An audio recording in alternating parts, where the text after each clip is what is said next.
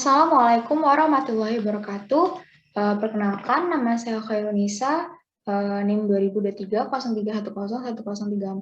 Saya merupakan mahasiswa D3 Keperawatan Universitas Jember, kampus Lumajang. Di sini saya ingin bagi ilmu pengetahuan kesehatan tentang pemenuhan kebutuhan oksigenasi.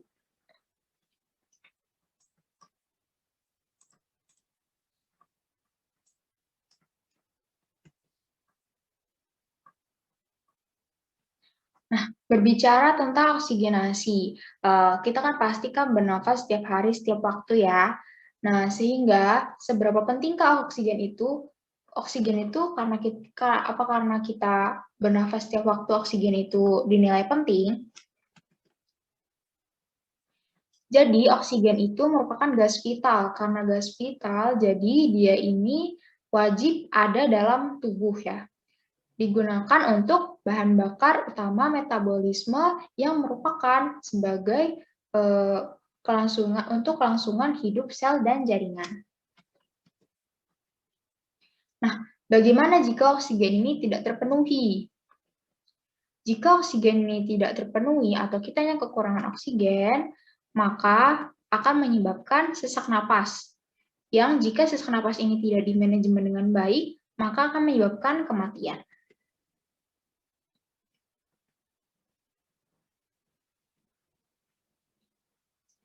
Lalu ada proses oksigenasi.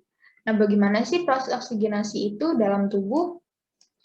Yang pertama, oksigen ini kan adanya di udara ya. Nah, dia itu masuk ke sistem pernafasan. Sistem pernafasan yang pintu masuknya itu merupakan hidung ya. Hidung lalu masuk ke faring, faring-laring lalu masuk ke paru-paru ini. Sistem pernapasan, lalu masuk ke sistem kardiovaskular dan hematologi oksigennya ini. Lalu oksigennya ini diedarkan oleh jantung ke seluruh tubuh. Nah, setelah dia ini keliling dari seluruh tubuh, dia ini balik lagi ke sistem kardiovaskular dan hematologi ini, lalu balik lagi ke sistem pernapasan, dan setelah itu dikeluarkan dalam bentuk CO2 atau karbon dioksida. Nah, sekarang peran sistem respirasi. Jadi respirasi ini itu dibagi dua, ada respirasi eksternal, ada respirasi internal. Nah, respirasi eksternal ini dibagi dua, ada ventilasi, ada perfusi, difusi, transportasi. Nah, ventilasi ini seperti yang kita tahu ya, menghirup dan menghembuskan nafas. Sedangkan perfusi dan difusi ini, dia ini kerjanya ini ada di pembuluh darah, di jantung, di peredaran darah pokoknya. Terus ada respirasi internal. Respirasi internal ini ada utilisasi. Utilisasi ini penggunaan oksigen menjadi energi. Sebagai tadi kan sudah dijelaskan kalau oksigen itu merupakan bahan bakar metabolisme. Nah, dari proses metabolisme ini digunakan sebagai energi yang diedarkan ke seluruh jaringan. Selanjutnya ada mekanisme ventilasi. Ventilasi itu tadi apa? Menghirup dan menghembuskan nafas. Jadi, mekanisme ventilasi ini, yang pertama ini kan ada inspirasi, ada ekspirasi kan. Nah, pada saat inspirasi, udara masuk, rib terangkat, rib itu tulang rusuk ya, atau iga, tulang iga itu terangkat, diafragmanya kontraksi, sehingga diafragmanya ini bergerak turun. Kan diafragmanya bergerak turun, jadi paru-paru ini tekanannya itu rendah, sehingga oksigen masuk. Oksigen itu masuk dari tekanan yang tinggi ke tekanan yang rendah. Lalu selanjutnya ada ekspirasi. Nah, pada saat ekspirasi ini, tulang iganya itu menurun ya, mengempis. Tulang iganya itu mengempis, sehingga diafragmanya ini relaksasi dan tekanan dalam paru-parunya ini meningkat, sehingga oksigen keluar. Atau karbon dioksida ya. Kalau oksigen yang keluar kan berarti udah disebut karbon dioksida. Nah, sekarang faktor yang mempengaruhi ventilasi. Apa saja sih faktor yang mempengaruhi ventilasi? Yang pertama ada perbedaan tekanan atmosfer dan paru-paru.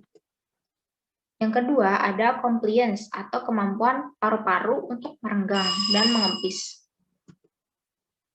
Yang ketiga ada tekanan surfaktan. Nah, tekanan surfaktan ini merupakan cairan yang berada di atas alveoli. Dia ini mirip dengan cairan deterjen. Fungsinya itu untuk menjaga tekanan permukaan alveolus, sehingga alveolus nanti itu tidak pecah. Lalu ada kemampuan otot pernapasan. Nah, otot pernapasan ini ada dua ya, ada otot inspirasi, ada otot ekspirasi. Otot inspirasi ini dibagi jadi dua, ada otot utama, ada otot tambahan. Nah, otot utamanya itu merupakan diafragma. Sedangkan otot tambahannya ini ada scalenus. Scalenus itu letaknya di leher, ada sternocleidomastoideus, ini ada di belakangnya mastoid, mastoid belakang lalu menyilang ke depan. Lalu ada pectoralis minor. Pectoralis minor ini adanya di dada. Selanjutnya ada otot ekspirasi. Nah, otot ekspirasi ini kenapa cuma ada otot tambahannya aja? Di sini tertulis cuma ada otot tambahannya aja ya. Karena ekspirasi ini pada saat ekspirasi itu merupakan tahap relaksasi ya, sehingga tidak ada otot utama. Otot ekspirasinya itu merupakan ICS interna. ICS itu intercosta interna. Lalu ada abdomen muscles. Abdomen muscles ini ada rectus, transversal, sama oblique. Lalu faktor yang lainnya, yaitu pengaturan napas.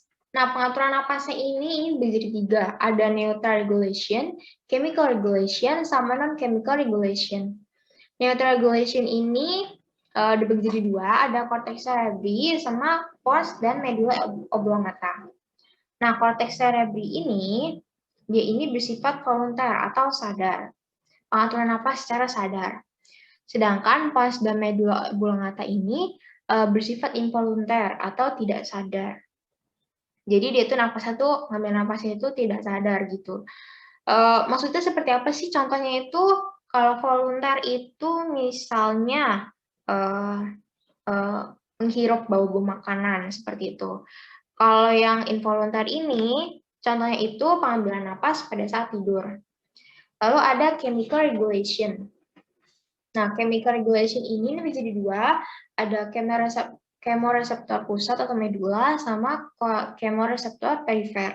Yang chemoreseptor pusat ini dia itu dirangsang oleh peningkatan oksigen atau ion hidrogen dalam arteri.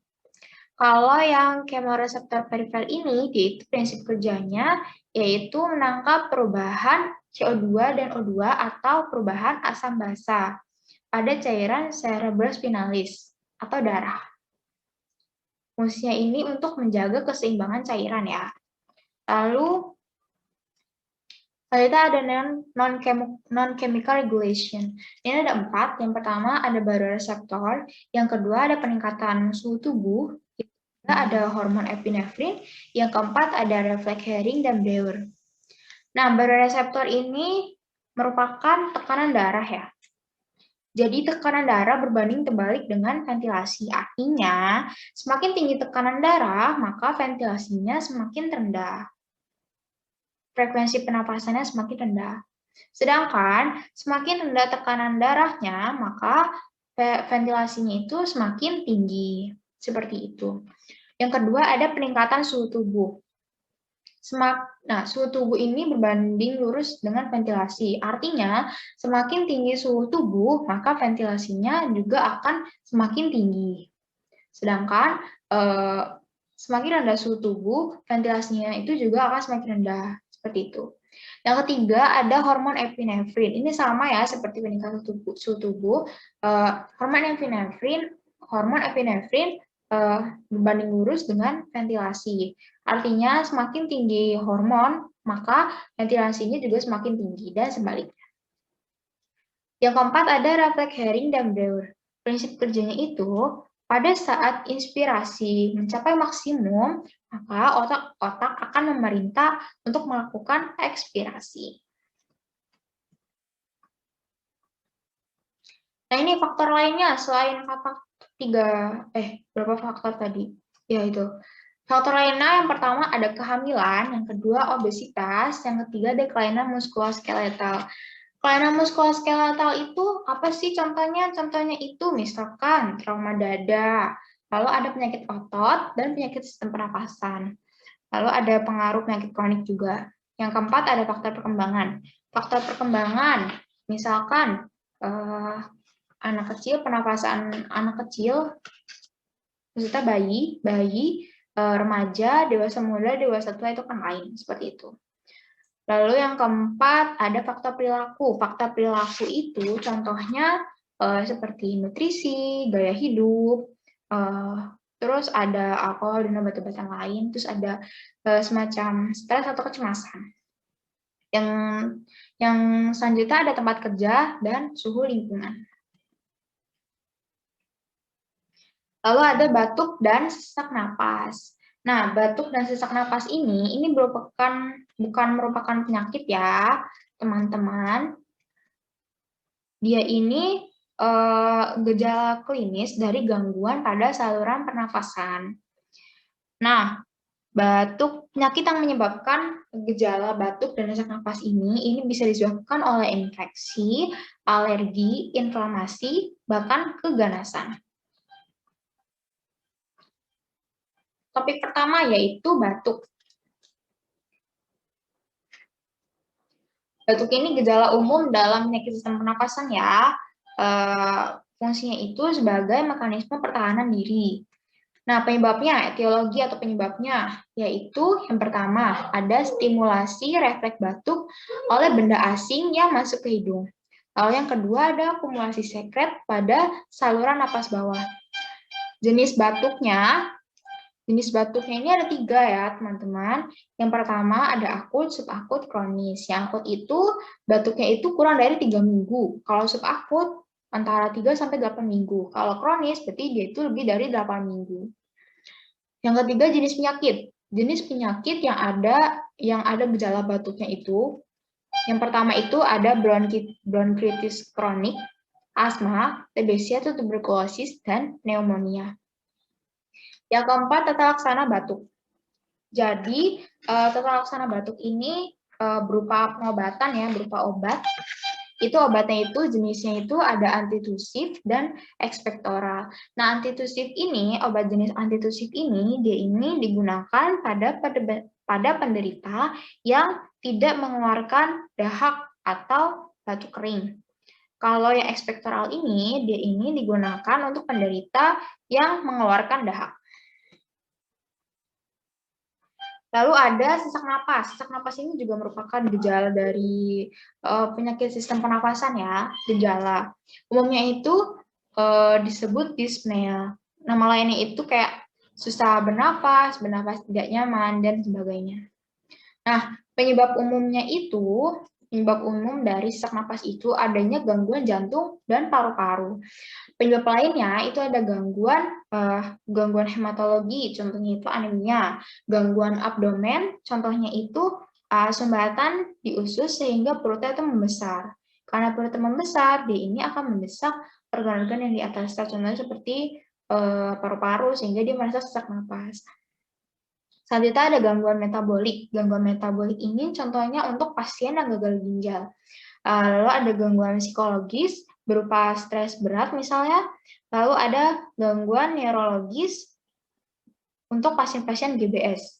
Lalu ada gangguan fisiologis. Gangguan fisiologis ini misalnya olahraga atau habis-habis lari itu kan biasanya agak sesak napasnya seperti itu. Nah, tanda klinisnya ini dia itu sulit bernafas, ada suara mengi pada saat bernafas, lalu ada sianosis, dan saturasi oksigennya itu kurang dari 92%.